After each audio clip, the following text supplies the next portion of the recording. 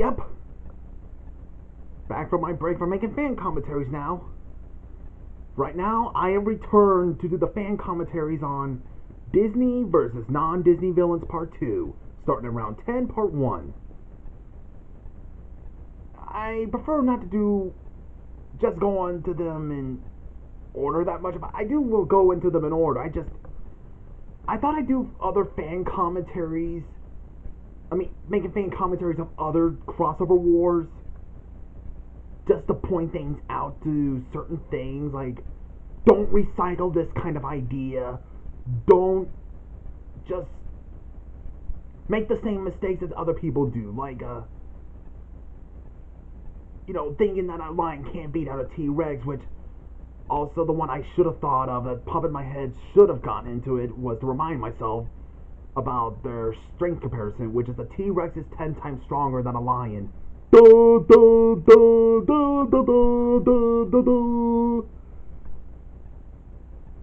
And to more accurate characters, like Frollo, for example, I always point out he's a judge, a wicked judge, but he's also a very deeply religious Catholic lunatic that he is.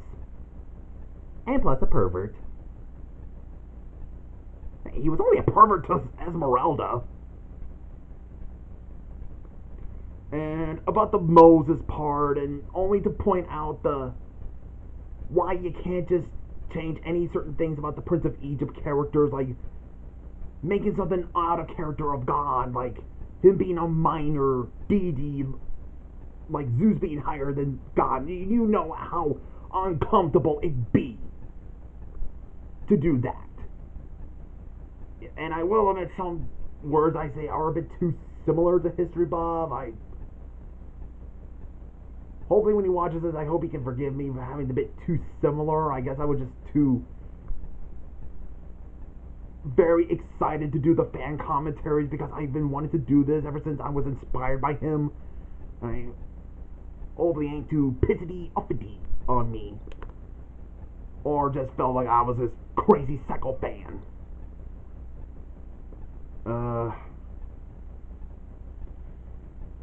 And it has been helping people improve on their wars so far, especially Zombie Gamba and even Vincent Fletcher. And he gets the whole that just because there are some games that are CGI does not mean that all games are CGI. Like Dragon's Lair, which is made by Don Bluth, or Cuphead, just because they're video games don't mean they count as CGI. And even though Tavi Prod's the one who told her about how the videos were rushed, it's like, yeah, I'll admit, looking back on them, they're very rushed. So she is getting some color filters so far. I know she has the green one already. She got red, blue, and whatever color, so yeah, I look back at some of my commentaries, not most of them, only the parts whatever. So that out of the way, let's continue starting at round 10, part 1 at the prologue. So we get the Illuminati. Yes, the Illuminati. The one that I was telling you guys back when I was doing the fan commentary on Disney versus non-Disney villains part 2, round 1. That's David Xanatos is a member of the Illuminati. That's them. The Illuminati. Illuminati. Illuminati. Yeah, that's right. Based on the secret society, which was founded by Adam, whatever his name is, what was it again? Adam Wish or however it's pronounced. And if you guys still don't believe it, hold on.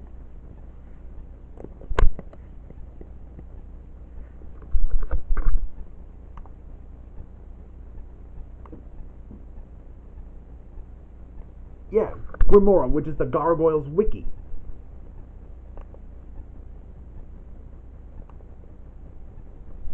See? Gargoyles Wiki, which is made by Disney.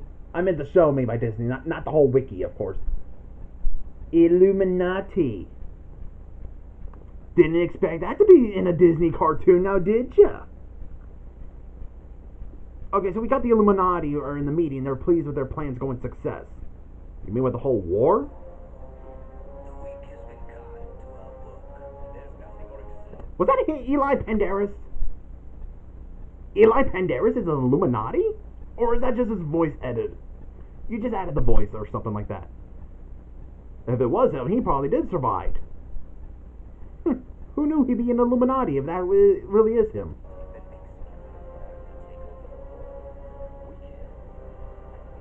Kent Mansley is an Illuminati? Or is that just his voice? If it actually is him, wow, what a twist! That would make him an even cooler villain if he was actually an Illuminati. I mean, he's still my favorite, but still be awesome if he was.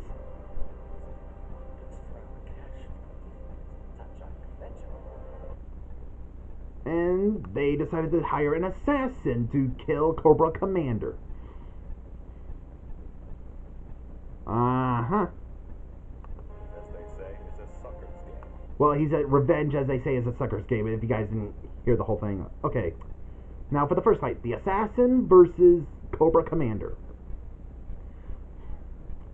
So we got the assassin has arrived at Cobra's base, and he launches an attack. Missed it.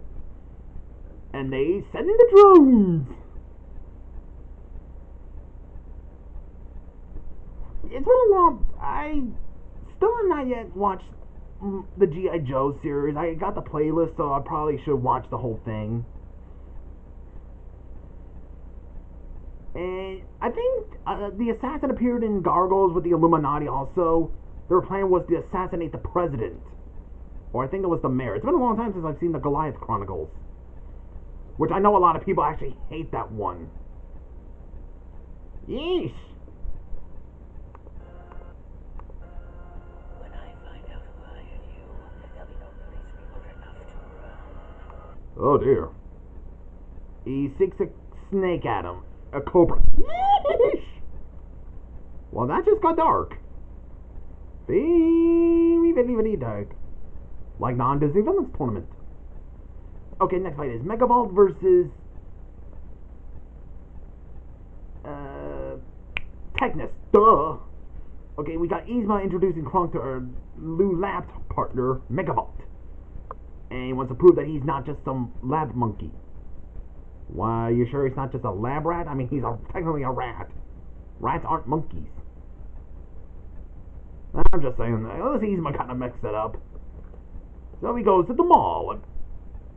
Of course. Plus, that's when he runs into Technis. Also, this fight is made by 73 Windman. I often just don't like the lagging that much. It's just, it can be very annoying. Huh? And now he's some technological sumo wrestler. Yeah, I'm trying to come up with a joke. Hey, okay, yeah, you guys can come up with something better than that. It is an interesting fight. They're both villains that can control electricity. They can control electronics. Zip. They're both shocky villains. Well, that ought to hurt. Boom! Wow! He's dead. Well, actually, he's a ghost, so he probably is already dead, so I guess he's just beaten down. So Megavolt wins. Next fight is Anansi versus Beastman. Yeah. That is really cool that we got this character. He's from African mythology. Plus, he was adapted into Gargoyles episode. Oh, now I'm going to do the subplot to this one. Barrage hires Anansi to help her take out one of Skeletor's forces ever since they were booted out from Agrabah. Well, she was. Let's see. Anansi he's a trickster god. A trickster spider god. From African mythology. He's one of the most important African mythology figures. He's the Brer Rabbit of the African mythology. What I mean by that is that they're both very trickster. Or you might call him the Bugs Bunny of African mythology, except he's a spider. I'm not joking. He's pretty much has like the person. He's very tricky as Brer Rabbit. They're more heroic. Well, in the African lore, I mean, in Gargoyles, he's just some random spider who's like a deal maker, like a deal with a devil type character. I just not sure why Gargoyles decided to go into that when other characters are more accurate, like King Arthur, Oberon, and Titania. Without the whole Children of Oberon thing. Some parts are, but not all of them.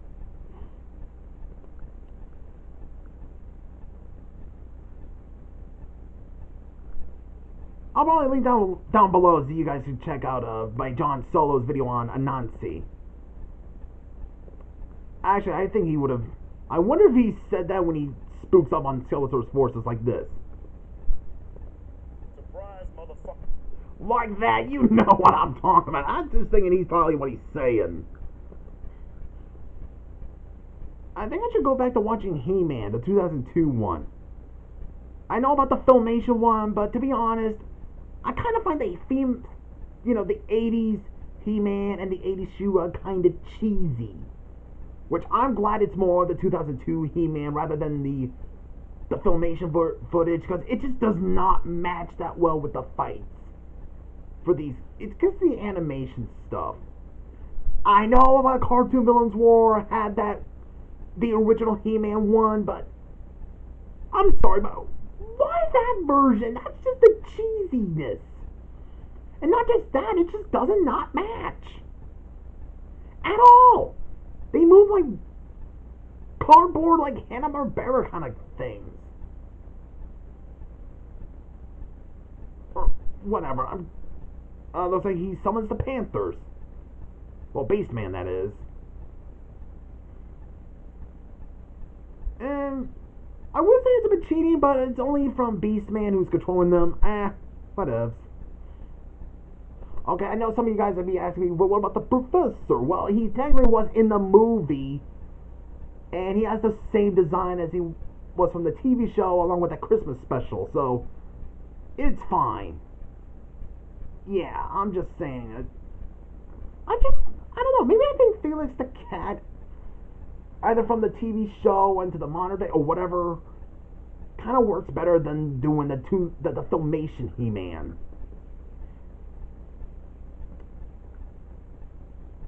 And he's down.